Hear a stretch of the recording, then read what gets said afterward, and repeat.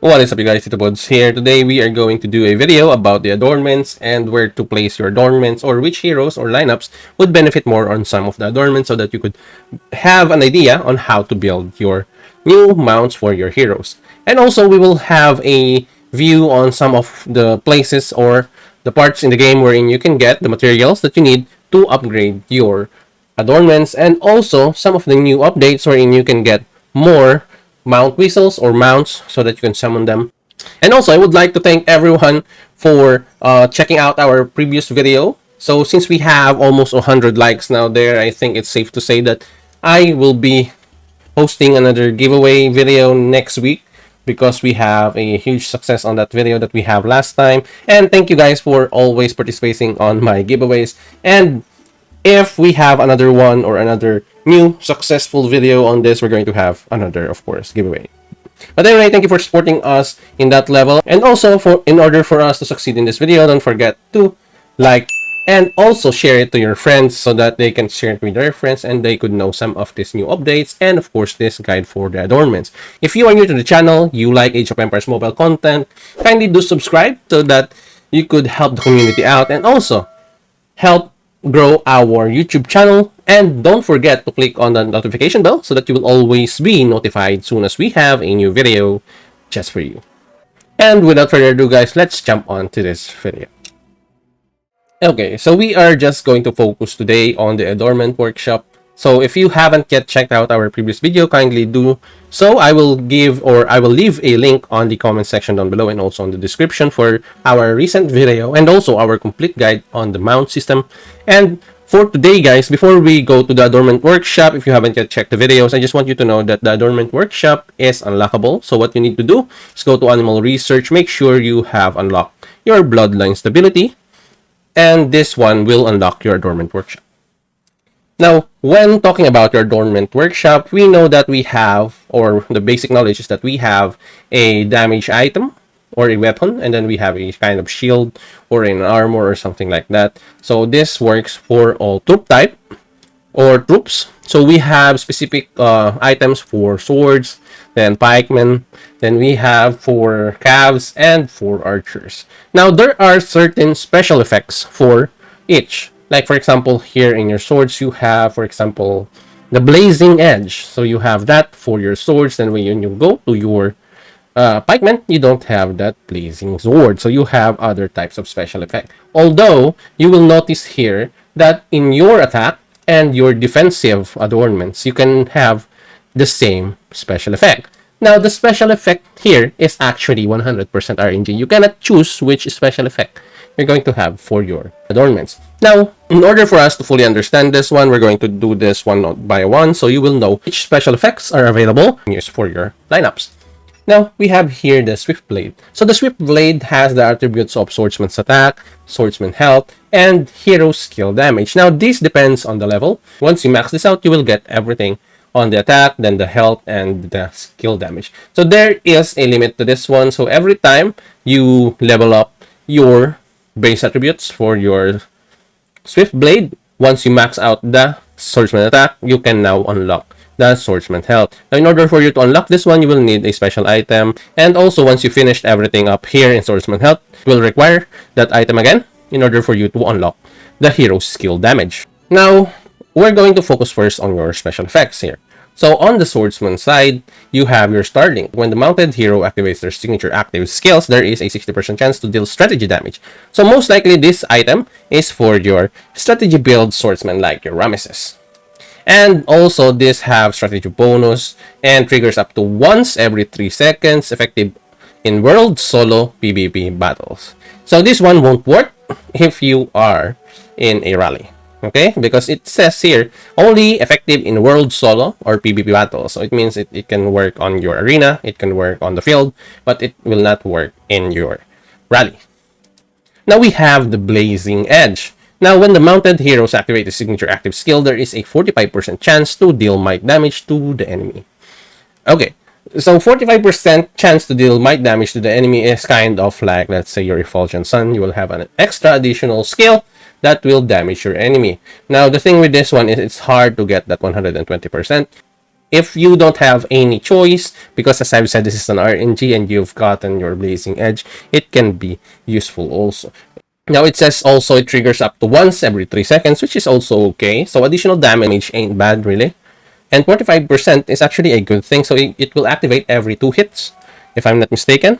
And then we have here the natural selection once every 9 seconds, which is, well, this one is, I don't know if I would like to recommend it, because this is like your turn-based skill. As you can see, because it says every 9 seconds, there is a 75% chance to trigger the following effects. So if you have noticed, this one is like your Falcon Ring in a way when it comes to the activation, because the Falcon Ring also has this every 9 seconds rule and has the ability to trigger the following effects also. But these effects are different from your Falcon Ring, okay? Now these effects are reduce your troops damage taken and increase your commander's damage dealt on the other side. So these are most likely combined with your skills from your Mehmed, if you've noticed, and also the Falcon Ring. So the Falcon Ring also has this, but it's not the damage actually. It's like armor on the Falcon Ring. And then they have a heal in the Falcon Ring instead of the damage. So we also have here the Radiance. When the mounted hero enters the Blessing of Glory state, their signature skill damage has a 50% chance to deal 1.26, 1.33, 39, or 45% damage. So this is actually a good damage multiplier here for your Radiance if you have this ability. And also, if you don't have any other choice, you have your Blazing Edge. Now, the natural selection is my least favorite on this part of things for your swords. And now let's go to the white icon. We have the thunder here. After the mount hero launches a normal attack, 70% chance to increase the hero's next skill damage by 10%. So this is also one thing that I really like. After the mounted hero launches a normal attack, 70% chance is a high RNG chance, you know, to increase the hero's next skill damage by, this one is, let's say we are at 10%. 10% is a huge deal if you are going to ask me. And especially it will activate every 3 seconds. If you're using a Miyamoto lineup with the 3v1 and Lagertha, this will actually be very useful. Next one is the resistance. So for the first 18 seconds in battle, on the first 18 seconds, you will have this reduction. And after all that, after another 18 seconds, will be 2, 3, 4, and 4.95, or let's say 5. So it will decrease gradually. So this one has a mix of your Tranquil and also the skill of Timur. So Timur also has this type of skill, honestly, and I think that's how I identify these resistances. And actually, it's a good thing if you're going to ask me, if you're going to use this as a defensive item. So now, next one is the Blood Rage. When your units in troop fall below 50% of max amount for the first time in the battle, gains 15, 20, 25, and 30 rage immediately. Triggers at most once every 30 seconds. When multiple heroes have learned this skill, only one will take effect. Now, as you can see there, this effect don't really stack. And the thing with this one is I don't really like rage things when it comes to my Miyamoto. I really wanted to do more damage, more damage, and more damage. Even though the rage thing will be beneficial, but I'm not really a fan of the rage thing, especially with the blood rage, because I already have experienced this with the rage ring and also the skill with let's say Ashoka. So they have the skill there with the rage and also Tomiris, and it's very underwhelming honestly if they're just that and if there's no combination with the rage. And honestly, it's going to be hard for you to get to the 30. So I don't recommend really to get a blood rage, especially for the low spenders or free-to-play players. Now, Headhunter here, the mounted hero, damage against the primary target increases by 9.23, 12.15, 15, and 18%, while damage against secondary targets reduced by 5. So the Headhunter is going to have is going to be very beneficial if you are in a swarm situation. So if you unlock the Headhunter here, it's going to be good for you if you're being swarmed, especially if you're using this. So I think that's how the Headhunter works, but I don't really recommend it as your primary goal. But if you are stuck with the Headhunter, make sure you use it well, because this is a very useful thing if you are in a swarm situation. So you can actually use your heroes to in a swarm situation. So make sure you make use of this if you have the Headhunter. Now, the Wave Breaker, when the mounted hero activates their signature active skill, increases might by 2, 3, 4, and 5, stacking up to 3 times. When fully stacked, increase signature active skill damage by 6, 8, 10, and 12. Now, this one is a good thing if I am going to be asked when the mounted hero activates their signature skill, because honestly, this is a good thing for Miyamoto and Lagerta, because both of them has a lot of potential to activate their signature skills. So, the stack of might is going to be there. It's like a furious charge, and then now the thing with that is that it only stacks up to 3 times, so it's easily going to be maxed. And then when fully stacked, increases your signature active skill damage, which is an additional good thing in here. So if you're not or if you're going to have Wave Breaker instead of your Thunder, that's going to be a huge thing also if you don't have Thunder and if you have Wave Breaker. Honestly, because they almost have the same thing. But the Thunder has higher skill damage, as you can see there. But this one is every 3 seconds. This one is a continuous damage. As you can see, this one is a continuous damage for your skill. So that's the difference here. And also, this one has might. So this one is only every 3 seconds. But this one will trigger every 2 attacks, I think, or 1.5 attack because of the 70%. But if you're going to ask me, the Wave Breaker in the long run is going to be better than the Thunder. But any of those two is a good additional special effect for your Miyamoto.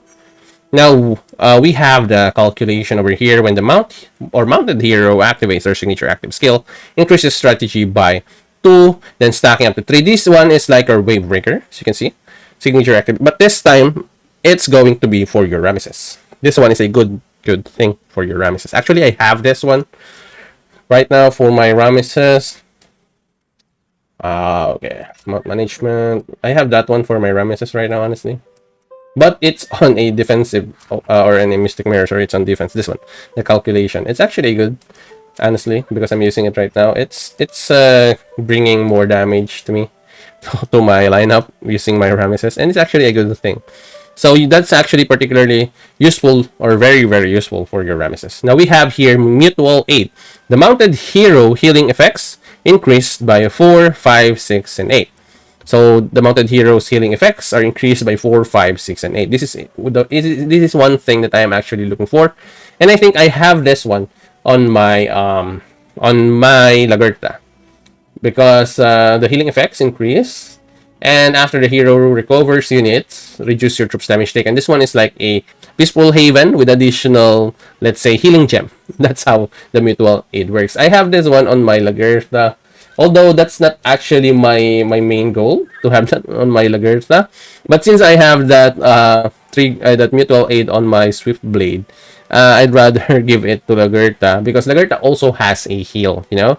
So for that matter, she also have my Blood Rage or Bloodthirst, sorry. So there's also a heal, so it's going to be good for her. Although that's not my target right now, but that's what the game has given me.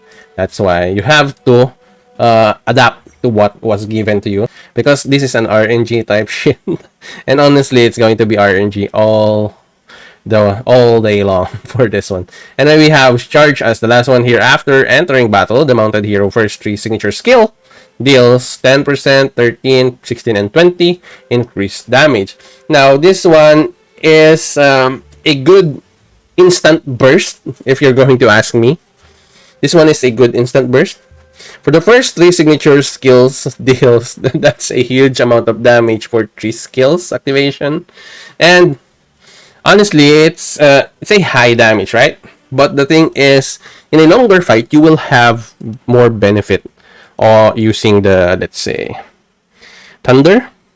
Okay, so using the Thunder, you will have more benefits using the Thunder for a long while, and also the Headhunter. Oh no, not the Headhunter, the Wave Breaker. Sorry, the Wave Breaker is also a good thing. Better than that one. But if you have Charge, I won't be saying that Charge isn't good. But if you have Charge, okay, your Charge is way better on Miyamoto than your Ramesses. You know why? Because the first instance of signature skill damage that your Miyamoto has, that is actually his max damage. Especially if you are not using Furious Charge. The first instance of damage you deal is actually your max damage. On let's say on Ramesses' side, there is actually a skill there that's going to be like a chance or percentage of chance before you actually use the skill or the maximum damage output of Ramesses. But the thing with the charge is you need the first 3 signature skill. It will deal a ton of damage, you know. The only problem with this one, if your enemy has a Tranquil Water, because they have a defense on the first 18 seconds, so the first 3 will be wasted if your enemy is Tranquil. And mostly, Miyamoto's lineup has actually, or Miyamoto's enemies or opponents are pikemen, which mostly have a Tranquil Water on their side every time. So I think the charge is the least thing I really like. On the 3, between the charge, the thunder, and also the wave breaker. So that's about it for your adornments for your swordsman.